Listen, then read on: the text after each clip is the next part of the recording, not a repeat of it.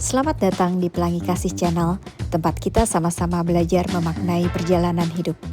Please like, comment, share, and subscribe. Semoga bermanfaat.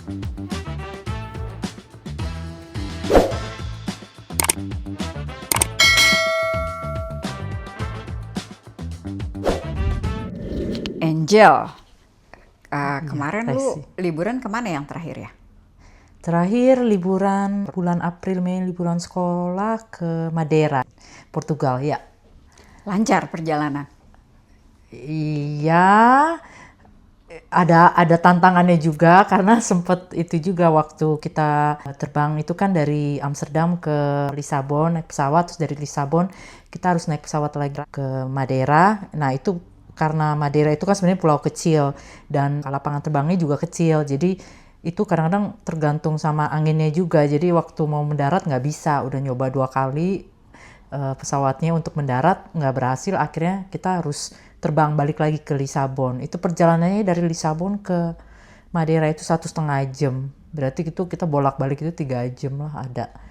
Sempet ini juga sih, takut-takut juga, was-was karena kan waduh ini nggak berhasil mendarat, kenapa gitu ya. Terus akhirnya ya udah disuruh balik lagi setelah 2 kali mencoba, ya pilotnya ngasih tahu kabar kalau kita balik lagi ke Lisabon gitu. Dari Lisabon ke Madeira karena nggak bisa mendarat, pesawatnya balik lagi ke Lisabon. Iya. Terus mesti nunggu lagi kan. Di situ kita nunggu lagi, terus mesti check in lagi, terus nunggu pesawatnya yang berikutnya lagi untuk terbang lagi ke Madeira. Untung sih maksudnya kita bisa terbang pada hari yang sama ya, karena pas kita udah sampai di Madeira itu tempat Airbnb-nya kita itu orangnya bilang katanya memang kadang-kadang suka ada masalah kan karena angin atau apa, kadang-kadang orang baru hari besoknya baru tiba atau lusanya baru tiba. Jadi ya memang kadang-kadang memang suka kejadian katanya di situ. Dan aku dengar juga katanya pilot yang mengendarai pesawat ke Madeira itu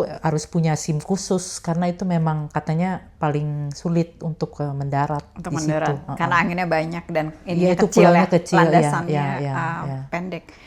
Terus sisanya ya bagus banget itu tempatnya. Jadi sebenarnya aku ya kalau misalnya seneng jalan-jalan itu, aku ngerasa kalau pas di situ tuh kayak pemandangannya kayak di Labuan Bajo, Indonesia. Aduh bagus banget.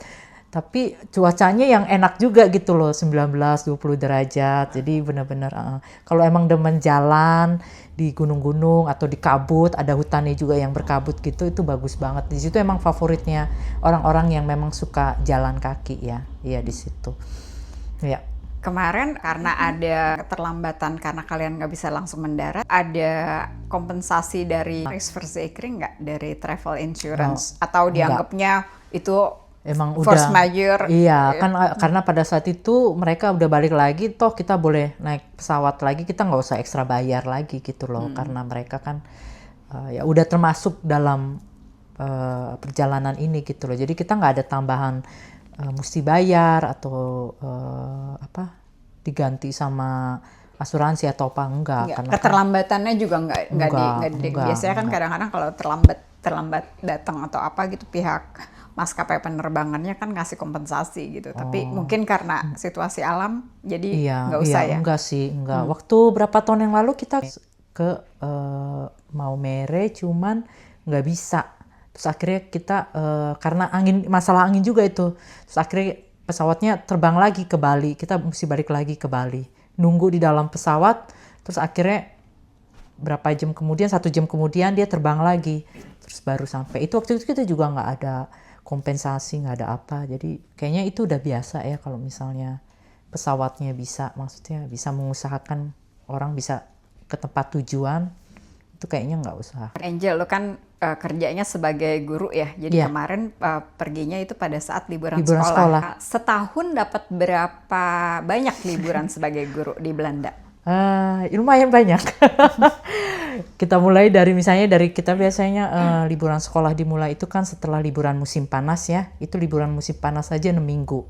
Anak-anak libur sekolah 6 minggu, itu biasanya bulan Juli, Agustus, dan biasanya Pregio itu beda di Belanda itu. Jadi liburan sekolah itu nggak langsung dikasih semua sekolah libur pada waktu yang sama gitu, enggak. Jadi dibagi dalam regionnya, regio utara, regio tengah, sama regio selatan.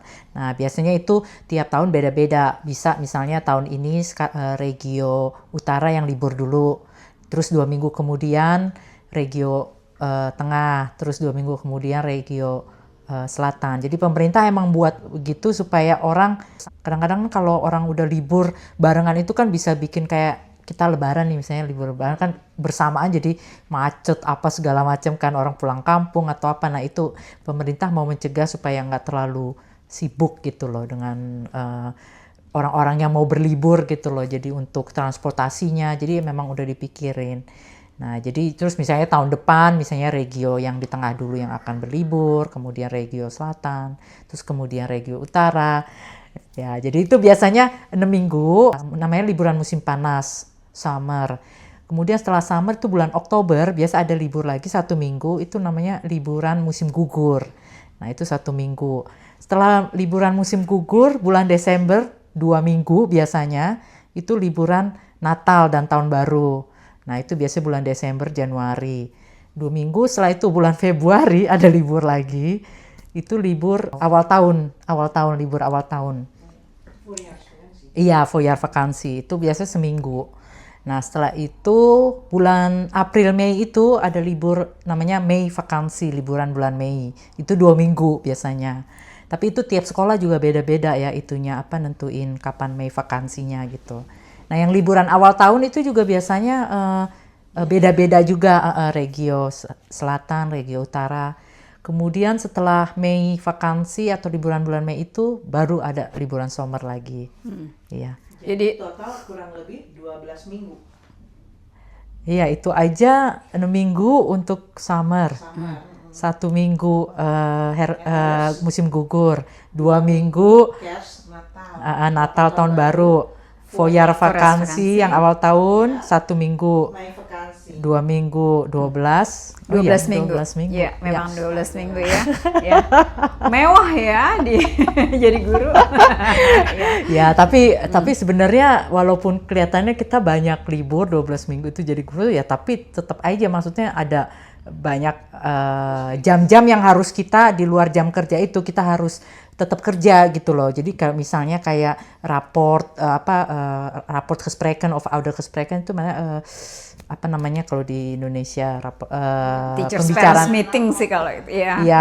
Raport ngomongin raport sama orang tua atau kalau ada ouder-avond kayak semacam presentasi pada malam hari untuk orang tua, terus ya itu terus ada study day gitulah juga buat kita. Jadi kelihatannya memang banyak libur tapi sebenarnya kita juga ada banyak ekstra kerjaan yang di luar jam-jam kita kerja gitu. Iya, dan nggak bisa ambil cuti di luar waktu liburan sekolah itu ya. Iya. Dan itu pas liburan sekolah pas lagi mahal-mahalnya biasanya juga kan ya. Iya, karena kan banyak orang season. kan otomatis ikut libur gitu ya. Iya. Jadi selalu high season kalau mau libur. Tapi ya keuntungannya kalau kita punya anak ya, anak kita masih sekolah, jadi kita bisa ikut libur atau bagaimana. Dia libur, kita libur juga. Iya, gitu. itu ideal sih. Iya. Oke. Biasanya kalau misalnya mau liburan gitu yang nentuin destinasinya siapa, Anjel? Gimana caranya di keluarga lu gitu? Salah satu ngusulin atau ada rapat keluarga? Biasanya ya gue sih kalau dilihat dari keluarga gue yang paling seneng jalan-jalan ya, maksudnya destinationnya gue seneng yang tempat-tempat baru atau apa. Soalnya kalau tanya sama suami gue kan dia memang suami gue ini udah biasa ya kalau misalnya dulu waktu masih kecil tiap tahun selalu ke Perancis ya, ke camping atau apa selalu sama orang tuanya.